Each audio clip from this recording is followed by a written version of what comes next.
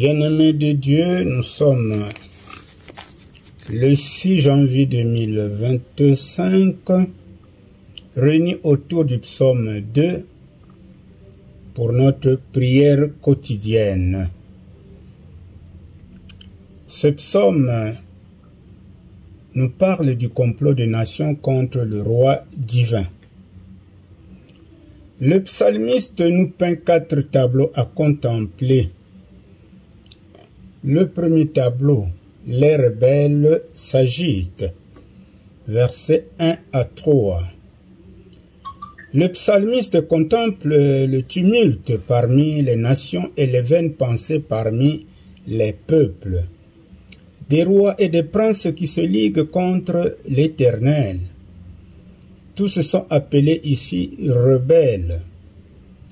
Cette strophe est reprise dans la prière de remerciement de l'Assemblée de nouveaux convertis au Christ, suite à la libération par les Sanhédrins de Pierre et Jean. Ce que nous pouvons lire en Actes 4, les versets 24 à 27.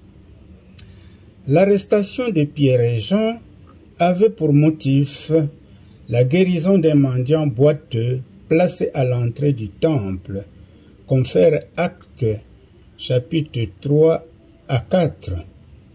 Ce passage peut être aussi appliqué à la coalition d'Hérode et de Pilate, des Juifs et des païens contre la personne de Jésus-Christ.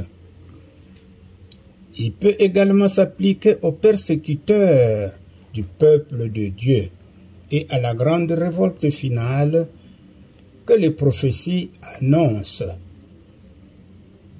Le deuxième tableau nous parle des menaces de l'Éternel, versets 4 à 6.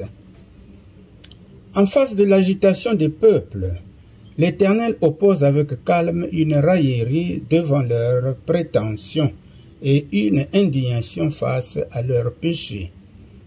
Le tout aboutit à une déclaration qui épouvante les rebelles. Troisième tableau, l'installation du roi divin, versets 7 à 9. Ici, c'est loin lui-même qui parle. Il révèle le décret en vertu duquel il règne. Il est nommé Fils de Dieu. Notons que le titre de Fils était donné dès l'origine à Israël, ce que nous pouvons lire en Exode 4, verset 22, et plus tard à la descendance de David, confère 2 Samuel 7, verset 14. Eh bien, dans ce psaume 2, l'auteur contemple un roi auquel aboutit la bénédiction promise à toute la race humaine. Et ce Fils est engendré par lui-même l'Éternel, une allusion au Fils de l'homme, sauveur de l'humanité. Le Messie est venu pour donner l'occasion à l'homme de se repentir de ses péchés en vue de se réconcilier avec Dieu et obtenir la vie éternelle. Telle a été la mission de Christ, non sans sacrifice et soumission au Père. Enfin, le 4e tableau, ce sont les avertissements aux rebelles, versets 10 à 12. Le psalmiste demande aux révoltés d'honorer l'Éternel et son oint, de rendre hommage à l'oint par des acclamations. Voilà, mes bien-aimés, nous avons essayé de résumer le psaume 2. Prions à présent avec les paroles de la Bible d'Arby.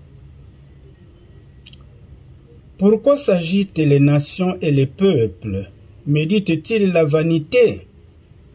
Les rois de la terre se lèvent, et les princes consultent ensemble contre l'Éternel et contre son oint. Rompons leurs liens et jetons loin de nous leurs cordes. Celui qui habite dans les cieux se rira d'eux. Le Seigneur s'en moquera.